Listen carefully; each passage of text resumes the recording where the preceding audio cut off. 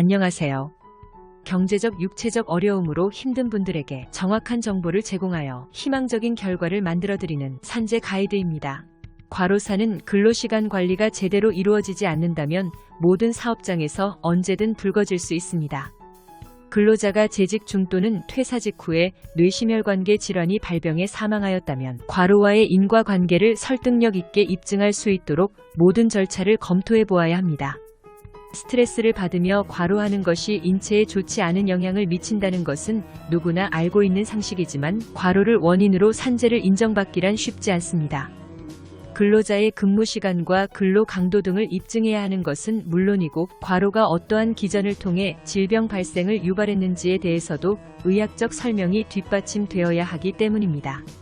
현재까지 과로사의 대표적 유형인 만성과로와 업무 간 인과관계가 충분하게 밝혀진 상병은 뇌졸중 등의 뇌심혈관계 질환뿐이지만 그 외 특이질병의 경우에도 구체적인 사안에 따라 산재 승인이 가능할 수 있습니다.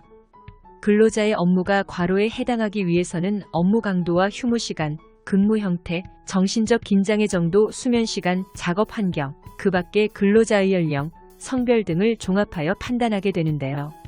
이때 가장 중요한 사항이 발병 전 평균 업무 시간입니다. 과로로 인한 질병 발병 전 12주 동안 업무 시간이 일주일 평균 60시간, 즉 발병 전 4주 동안 일주 평균 64시간을 초과하는 경우 업무와 질병 간의 상당 인과관계가 성립한다고 볼 수 있으므로 발병 전 12주 동안의 업무 시간에 대한 객관적 자료를 확보하는 것이 중요합니다. 실제 과로사 관련 판례를 살펴보면 상병 발병 전 만성 폐쇄성 폐질환을 진단받은 근로자에 대하여도 휴일 부족과 업무 부담, 가중 요인을 들어 업무와 질병 간의 인과관계가 성립한다고 보았으며 기저질환으로 고혈압을 앓고 있던 근로자의 경우도 과로가 고혈압 조절을 어렵게 하여 대동맥 박리를 유발 또는 악화시켰을 가능성을 배제하기 어렵다며 업무상 재해를 인정하는 등 과로로 인한 산재를 점차 인정하고 있는 추세입니다. 근로자에게 주어진 과중한 업무가 반드시 주된 발병 원인일 필요는 없습니다. 과로 또는 업무상 스트레스가 주된 원인과 겹쳐 질병을 발생시키거나 기존 질병을 악화시킨 경우라면 산재로 인정될 가능성이 있습니다. 앞서 언급한 주당 근로시간 이외에도 근무 일정 예측이 어렵거나 교대 근무를 하는 경우 또는 휴일이 부족하거나 유해한 작업 환경에 노출되는 등의 경우에는 업무와 질병 간의 관련성이 높으며 야간 근무를 하는 경우 주간 근무의 30%를 가산하여 업무 시간을 산출하므로 어느 질병이든 고용노동부에서 마련한 고시의 세부 기준을 참고하여 질병과 업무의 상당 인과관계를 입증한다면 산재를 인정받을 수 있습니다.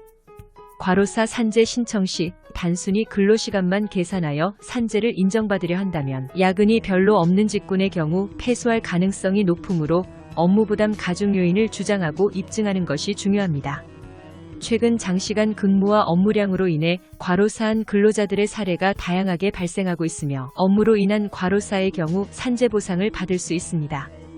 과로사 산재 사례가 다양하게 발생하듯 여러 가지 해결 방안이 있으므로 산재 전문가와 해결책을 찾아보시기 바랍니다. 산재 가이드는 법률적으로 문제가 될 수 있는 부분에 관해 상세히 설명을 드리고 해결책을 제시하는 길잡이를 해드립니다. 항상 노력하는 자세로 의뢰인의 이익을 최우선하는 모습을 보여드리겠습니다. 그 밖에 더 많은 정보는 네이버 산재 가이드 카페로 오시면 확인하실 수 있습니다. 내용이 마음에 드셨다면 구독과 좋아요, 알림 설정 부탁드립니다. 더 좋은 내용으로 찾아오겠습니다. 감사합니다.